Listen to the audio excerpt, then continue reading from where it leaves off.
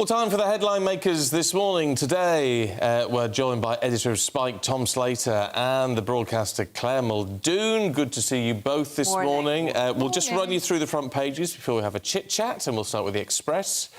It has the family who were lucky to be alive after a tornado tore their home apart in Manchester yesterday. The Times leads with civil servants being over-promoted to get round a pay squeeze. That's what analysts are claiming. Two-thirds of doctors suffering from moral distress caused by the state of the NHS. That's according to The Guardian. The I newspaper leads with Boris Johnson telling Rishi Sunak to speed up the UK's transition to nuclear power.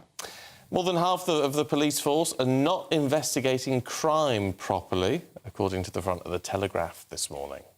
Well, we are joined by Claire Muldoon and Tom Slater. And Tom, let's start with you, shall we?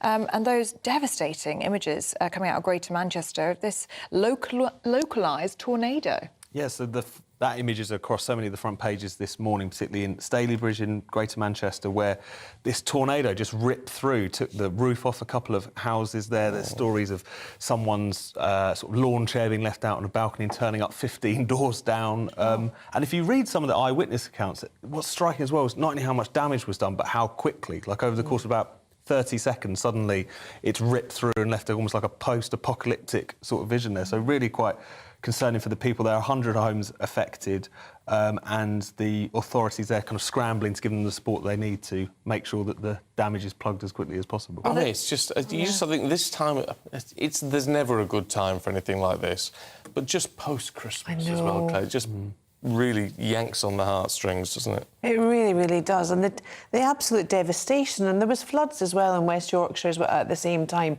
as this tornado. But as Tom said, you know, how the eyewitness accounts are all remarking on how quickly it took things from people's homes and spread them across. I mean, 15 doors down, that's quite a way. Yeah. It really is quite a way. It's a reminder, isn't it, of the force of Mother Nature. But there is criticism coming from those families that have been affected that this was only a yellow weather warning. And they're saying if it was going to be that devastating as our roofs were going to be ripped off our houses, shouldn't it have at least been an amber? They said they don't feel as though they were warned sufficiently. Well, I don't think you could have done anything to mitigate what actually happened there, because you couldn't stop and stand in the eye of the storm and stop it. No. You know, there is that too. Yeah, I think it's a very fair point. Claire. Yeah. The Liberal Democrats, and we were saying this the other day, because now there's a whole raft of stories coming from the Liberal Democrats have discovered, you can tell there's an election coming, never anything from the Lib Dems They've woken normally. up a bit, haven't they? Anyway, they've now figured out that there are a very high number of violent assaults reported on trains. They have, and they've actually called the Conservatives of being all bank and no bite, all bark and no bite. What they've done is they've gone for a Freedom of Information Act, and they've discovered that year on year, from last year to November of last year, the 12% increase on violent crime and assaults, both to members of staff and also in the cabins, in the train carriages themselves, against other people. Why is it the government's fault? Well, exactly, Stephen. I'm about to extrapolate on that too. And robberies have been up 18%. Now, these figures, don't forget, have been post-COVID. So the figures aren't actually a true reflection on pre-COVID levels. They're only year on year. So there might be that as well. There's been less people travelling the previous years to conflate the figures that we have now. But it's interesting. If you read anything from the union side of it, they would say that the assaults have all been against their workers. And, of course, that's not right. But what they're also saying, and this is quite a good point here, that if the stations were manned correctly, manned properly, then a lot of these things wouldn't actually happen. But we need to look at what's happening actually on the carriage and not on the railway side at stations, because some of these carriages are then locked off as crime scenes. Now, British Transport Police have been asked for comments. They've yet to give suitable comments to construct as to why these are all in the increase. However, they still have the discreet text service, and they've got the free app that you can download, and it's called Guardian, the Railway Guardian app, which people ought to use if they find themselves in a serious condition. See, I'd never heard of that. Nor had I. But the other worrying thing is, and I think this is a going trend in society today as it is, that we as members of society, we're very frightened of what's going on around us sometimes, and we might not actually you know, confront anyone that might be doing something wrong for fear of knife crime, of attrition, of anything else.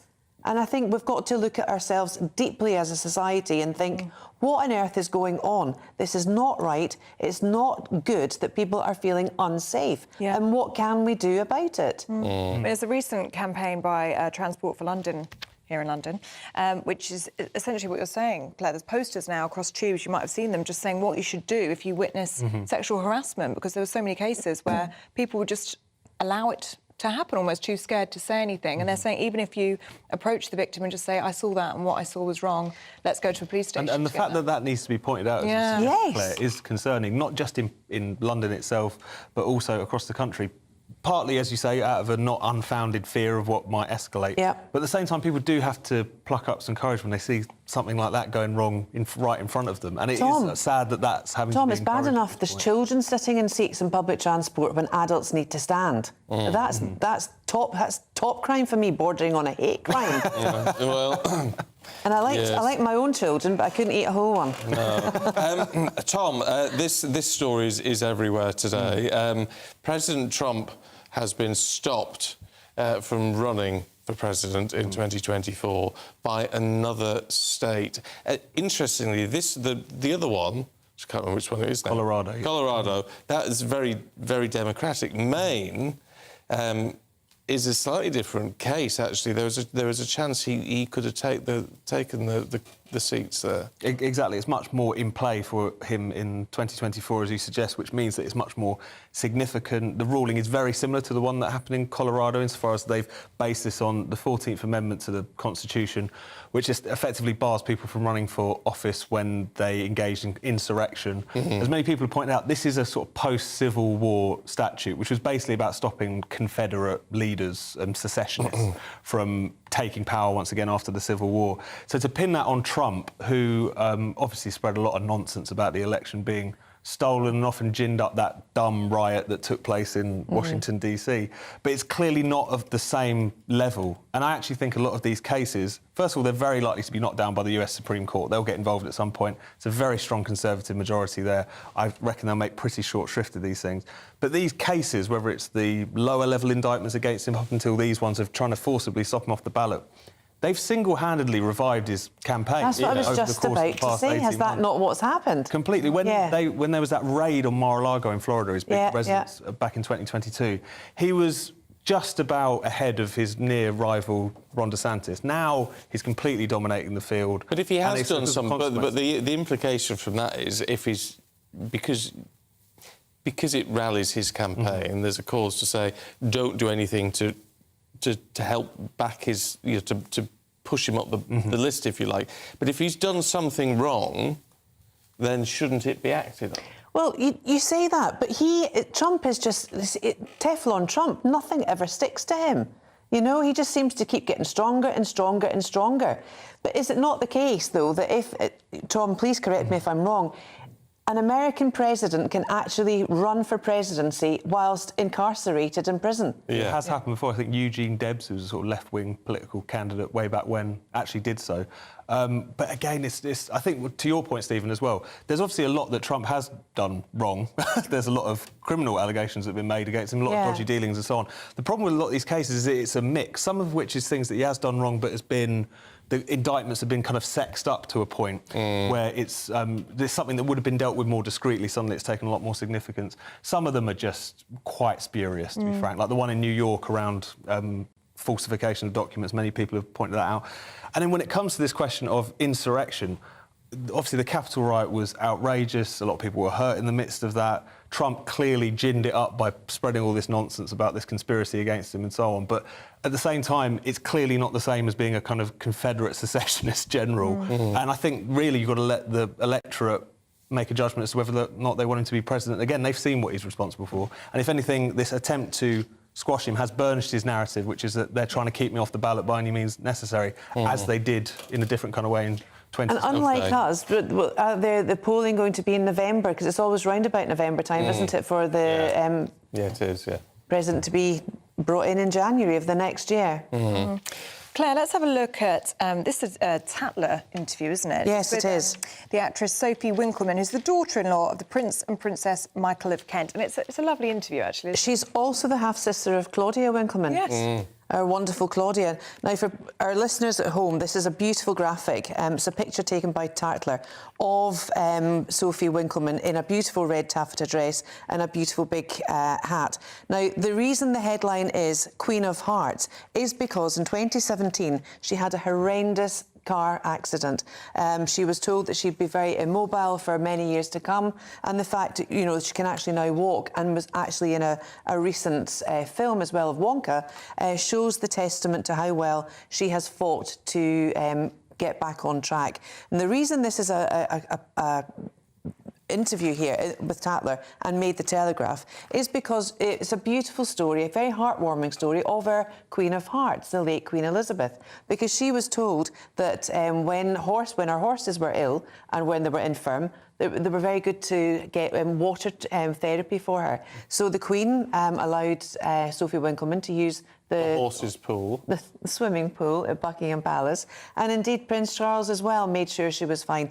Now, people might say, oh, that's the elite helping each other out. If this was a story about a famous person handing out food at a food bank, helping someone else, that would really make the headlines. Why is it any different that charity's been shown by servitude and, you know, a really lovely, positive story to help someone get better? And that's what's happened. I thought that was really lovely as an interview because it really felt like a family rallying around another family member. King Charles apparently was sending meals to Sophie twice Wessex a day. visited her in hospital. And then the Queen, she described it as typically thoughtful. The Queen wanted her to get better and offered her swimming therapy. So that's what really touched me. Yeah. It felt like an ordinary family, really, exactly. doing what family does.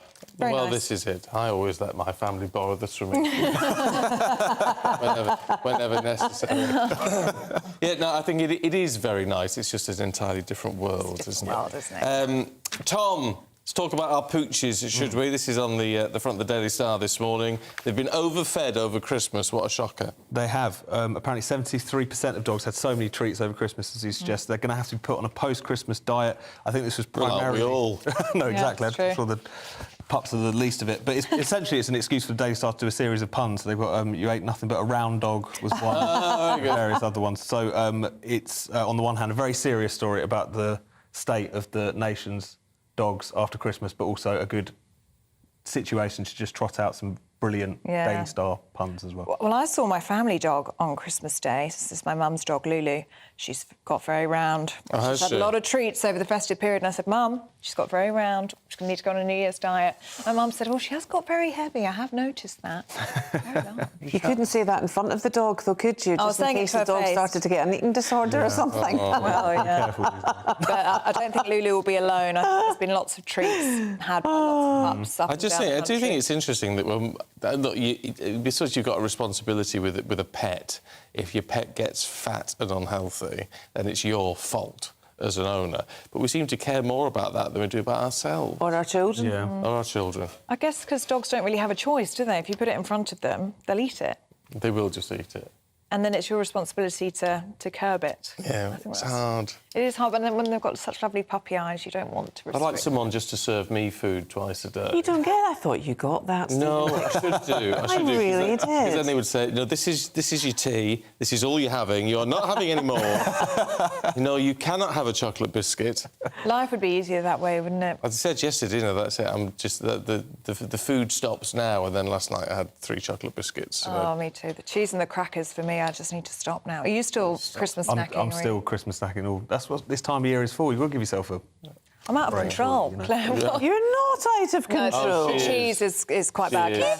Pipe down. No, look, there's nothing of her. No, there's not. Nothing of her. There but is. you have never seen anybody eat like this girl. Yeah.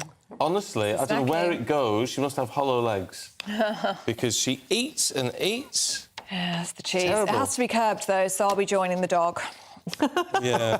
Just don't say it like that. Yeah. I really do have to watch myself. Let us know if you're still Christmas snacking or if your dog might need to go on a New Year diet. Well, talking of New Year, we're asking what you're going to be doing. Will you be going out, having fun, all the rest of it? Linda in Stourbridge says, this is very exciting, my husband and I are going to Hong Kong on New Year's Eve, then going on a cruise to Vietnam, Thailand and Singapore. Lovely. Don't know where we will be when midnight strikes. Who cares? Who cares? We're having a lovely time. Great. That's adventure. wonderful. What are you guys doing for New Year's Eve? Well, I've got my children's partners coming back to London, meeting me for the first time. And I hope they're suitably worried and anxious and nervous. Well, they will be. And then I'm taking them out for dinner in Hogmanay. Oh, you're so good. Yeah. And Tom, what about you? Going out for dinner, myself and my partner. Feels very grown up. It's the first year I'm doing something this mature, sort. Yeah, but I'm looking forward to it.